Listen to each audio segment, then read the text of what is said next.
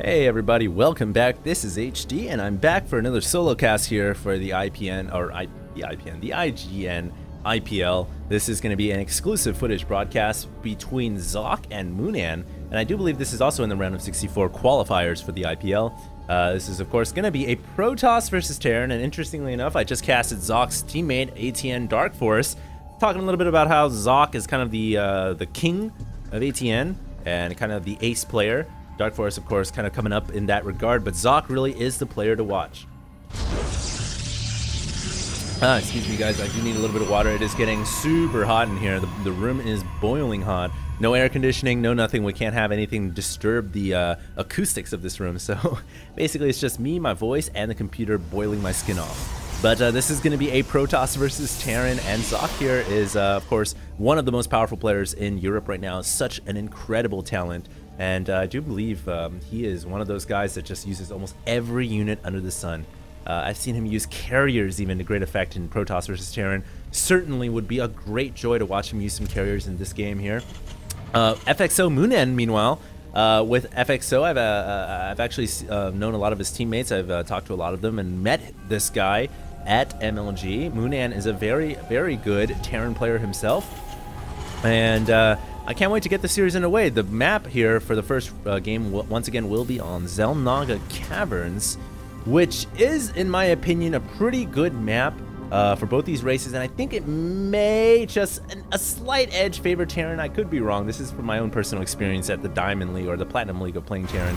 But I feel like Terran players that are able to establish this kind of planetary structure, planetary fortress here at the Gold, are really able to platform themselves and launch themselves just far and away ahead of any other player. That planetary fortress there is such a key location for Terran players that any Terran player that gets in the late game against a Protoss really has a nice advantage in terms of the map terrain.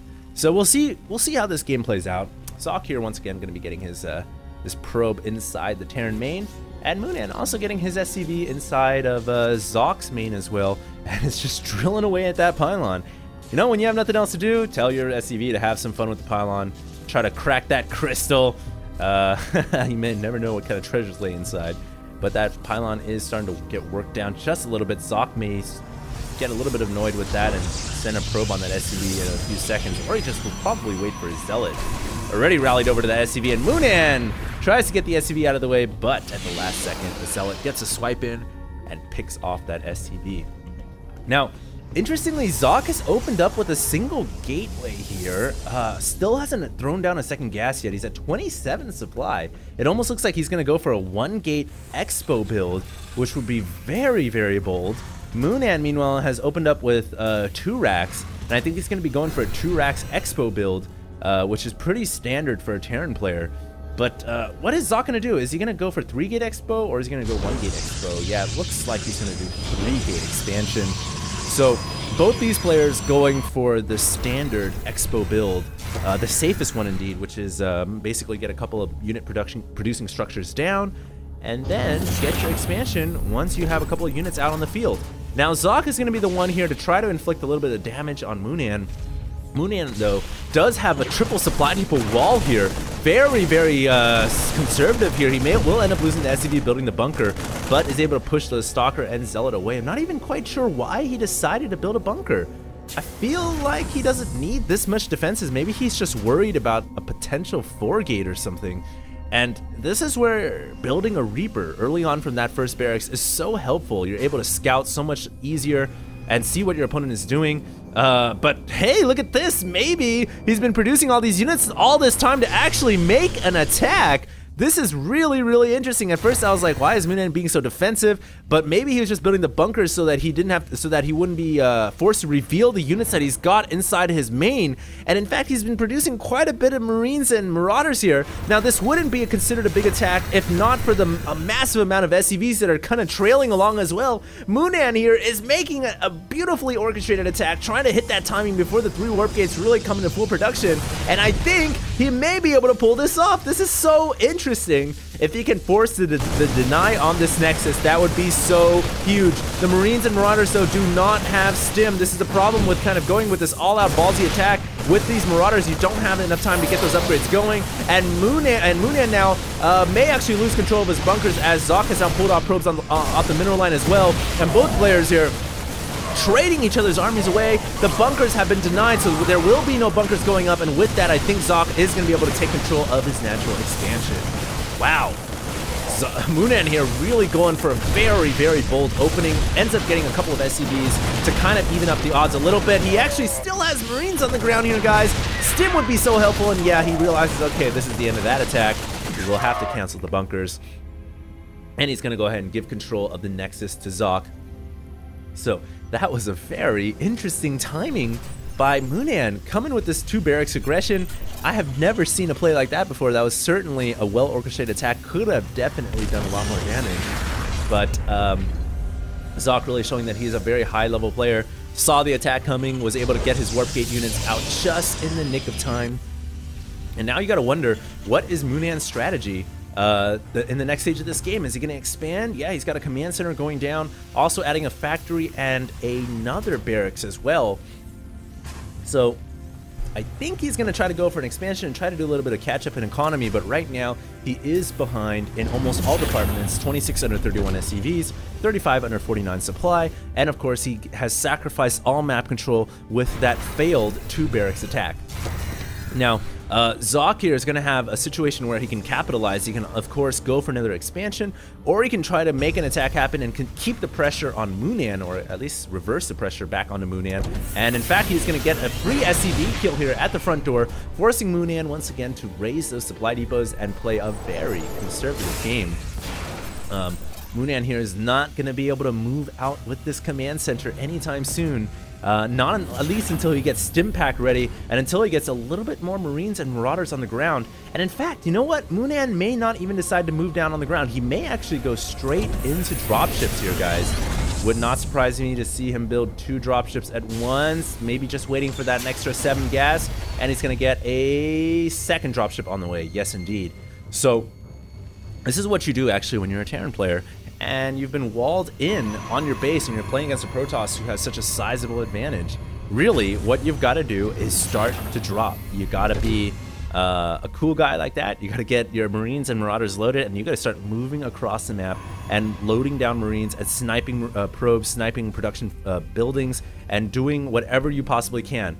Now, Moonan wisely also moving out SCVs to scout out for potential pylons. I like this. By scouting the pylons, he knows what route his dropships will take to avoid the pylons so that he will not be spotted on the drop. Very, very smart play indeed. On the other side of the coin, aTsocke is wise to leave a couple of pylons at the edges of the map, but you could definitely get a couple of pylons out on the eastern board of the map as well. Doesn't look like it matters though, as Moonan is not going to be going for a drop play. He's actually just going to move out with Marines, Marauders, and dropships in the air. But the Observer definitely saw that. So we're in kind of a strange situation here where both these players are about to engage each other on the ground. Moonan is not going to be dropping at all. In fact, he is sending out forces to pick off pylons. That's what these 3 Marines are doing on the eastern side of the map, and that's what this force just did on the left side. And oh, that crystal actually ends up breaking apart. But Moonan is actually moving out around the sides of the map only for the sole purpose of sniping out pylons. He just wants to pick off the control of the map of the Protoss and control whatever he can at the center. I like that play, but he is still behind in the armies. 75 under 106. aTsocke holding a sizable advantage in, once again, almost all the departments. Moonan here using a stim supposedly to catch with the probe and catch the pylon, and hello, drops coming in here to try to pick off the Protoss player. Ends up losing 1 dropship as he was using it to spot the high ground above, and I think he may have to get out of here really fast or he's gonna lose all of his forces. I think he will be able to save most of his Marauders and Marines, but that was certainly could have gone in a much worse direction for Moonan. Uh-oh, the Stalker's coming in here. That dropship could be doomed. The dropship, ow, it survives with 7 HP just barely. Moonan may just want to keep that there and just chill. I don't think he is able to move it anywhere at all. In fact, aTsocke already getting some probes in position there to potentially snipe off any Marines that might have landed down below. So really interesting game here, but I don't know, guys. I feel like Moonan may still be falling behind in this Protoss versus Terran. He needs to grab another expansion. He cannot allow himself to essentially allow the Protoss to dictate the pace of the game, because that's what Zoc is doing right now. Zoc is asserting his dominance on so many levels, and Moonan actually gets a snipe off on the pylon there with a dropship. Really nice play. Snipes off the pylon before the Stalkers could warp in, so really nice play. And now he's got 2 dropships in that corner. Zoc realizing all too well that there's the possibility of 2 dropships in the corner. Has some Stalkers left behind. Knows that there could be a potential double drop coming in here. I think he's wisely placing his units here just for safety's sake. But nice little play right there by Moonan. He gets a snipe off on the pylon, which is definitely going to be helpful. But now here comes Zoc, who's moving out across the center with a very large army. In fact, both these players trying to grab gold expansion of their own. Zoc here realizing that the army on the ground is very measly and small. He can easily wipe that out with his ball of Protoss units, and he's going to actually push Moonan back, not allow him to get the gold rocks. A quick stim here by Moonan, forcing the Stalkers back, and Force Field's not able to really lock any units out of the way at all. So I think those Force Fields could have been placed a little bit better by Zoc. He could definitely have done a lot more damage, but as it stands, Moonan able to fall back, and really has a lot of dropships in the air. Look at this, guys. He's got 5 dropships right here. He's got 2 dropships in the corner. Actually going to be doing a preliminary scan here just to see if the LZ is safe, but realizing, nope, not really safe. I'm going to just go ahead and fall back. Drops another scan here to check for a possible pylon. And he's going to go ahead and unload his forces to pick off that lonely zealot. So at this moment in time, I would really like to see Moonan get a gold. He knows his opponent Protoss, his Zoc, is about to establish and secure the gold nexus. He cannot allow his opponent to do that for free. I mean, at every step in the way, Zoc is just ahead in almost every way. And Moonan has just not been able to inflict any damage with his drops. Every single time he comes in with a dropship, it seems that he is just denied. He just can't seem to land any damage whatsoever, and that is really, really going to hurt him in this game. So we'll see what happens. It looks like Zoc here is going to be pushing out with, once again, his massive Protoss army. He has got 4 Colossus on the ground, and you got to wonder what on the unit tab here does Moonan have to deal with this. He's got 5 Vikings, 20 Marauders, and 15 Marines. I don't think that is going to be enough to do enough damage. A couple of Marines here stimming to get a scout off. They're doing a little bit of a follow me, follow the leader run here, and the Marine finally reaches the finish line only to be sliced and diced by 4 Zealots. Ouch. That's a painful way to die. But Moonan does get a little bit of a scout off. He now has a sizable army on the ground, but still no gold expansion to speak of. Really wants to place down that orbital and immediately make that a planetary. Planetary would be so crucial right now. I would be surprised if Moonan decides to go for an orbital command, in fact. But we'll see what he decides to do. Is he gonna land it? Land the command center, and it's gonna become a... I think he doesn't have enough gas to make a planetary. There we go, just got enough. So yeah, he's gonna make a planetary. And finally, Moonan establishes his 3rd. So once he gets some saturation going there and some mining, he's gonna be in a pretty decent position. Note Zoc is getting Dark Templar here though. So he's gonna try to go for an incognito hidden Dark Templar strike, which may or may not pay off. I feel like he has already got a huge lead. I'm not sure why he would go for DTs. Maybe only to rub salt in the wound. Who knows? But Moonan here is going to be making an attack happen. He tries to get a snipe off on a Colossus, almost gets it down with those 6 or so Vikings, and that's going to be the name of the game here for Moonan. If he can position his Vikings well enough and pick off as many Colossus as possible and whittle down that number, then his ground army should be able to pick off the ground army of Zoc. But as it stands, he's still behind by about 30 supply. Darn, that is painful. And I don't know, does he have better upgrades? He's got 2-2, so that certainly is going to play its role. Zoc actually has 1-1 himself, so really Zoc is behind in upgrades. So hopefully Moonan's upgrades will be able to outpower his opponent. But hello, we now have Dark Templars maneuvering themselves on the field. And these DTs are going to be able to do so much damage. Remember, Moonan only has 2 orbitals, not that many scans ready to go instead of 3. So he actually gets a snipe off on this Nexus. Beautifully played, and he gets 2 Colossus. Wow, that was such a beautiful attack by Moonan, and I can't help but wonder now, is that going to be enough to get him back in this game? That was a beautiful snipe as he was exploiting Zocke's position of his unit. Zocke was actually trying to move down here to the bottom right-hand corner to pick off a possible and potential orbital command or planetary, but that was not the case. And now Zocke is actually in a little bit of trouble. He's now double expanding, recapturing one of the expansions that was killed, and he's trying to do some damage with this Dark Templar, but I do believe, yeah, really no SCVs to kill here, and a missile turret well placed at the natural. Moonan, just like that, buys himself right back into this game. Remember, guys, I was talking about how it's going to come down to those Vikings and the positioning of those Vikings and the sniping. And I think Moonan played that out beautifully, but now he's got to defend his planetary. If he can hold this off, he's going to be in a really good position. Oh no, the Vikings falling, trying to pick off Colossus. The Stalkers immediately blinking over the Vikings, but I would argue the Vikings may have killed off enough Colossus to make that trade worthy and worthwhile. Once again, an unnecessary blink right there by Zocke, which is going to allow these Marauders to easily stim up and do a lot of damage. Where's the force fields? There they go. Force fielding nothing out of the way, and Moonan able to quickly maneuver his forces out of harm's way. Wow. Meanwhile, it looks like a Dark Templar was able to do a little bit of damage here. Moonan immediately going to get back into mining. And now it's very, very close. I think both those players traded evenly in that last exchange. I like how Moonan has been whittling down the Colossus count. That is so important to keep the Colossus number low. Now Zocke only has 2 Colossus, and that really isn't enough, in my opinion, to deal with a large Marine Marauder ball. Moonan also now has Ghosts to supplement his army, and he is getting +3/+3 weapons, so he's about to have an upgrade advantage over his opponent. No, actually, both these players at 2/2, so both the players are going to be getting the same amounts of upgrades at the same time.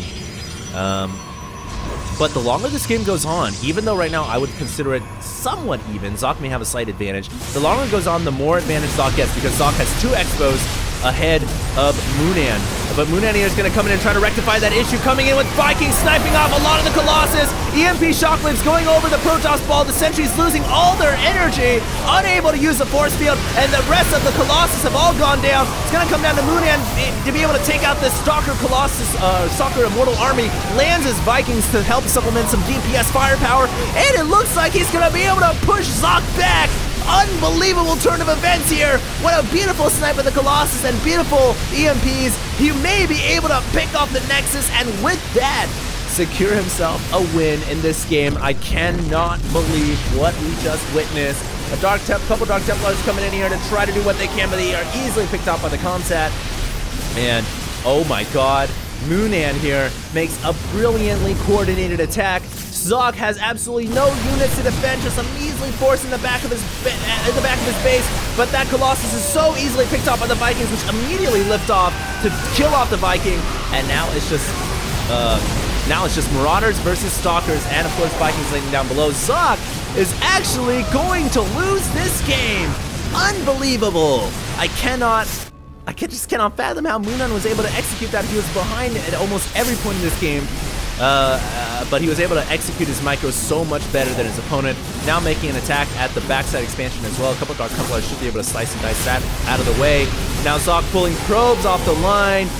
Losing probes is never a good situation. We can finally see that actually there's a lot of workers killed here from Moonan. He's got 50 workers killed in total, and he's going to be able to kill off the natural Nexus. There's a couple of Vikings here just doing more and more damage. Wow, Moonan is on top of everything in this game, picks off the natural. The buildings of the Protoss player are falling and falling and falling, and it's now down to 22 Harvesters under 47.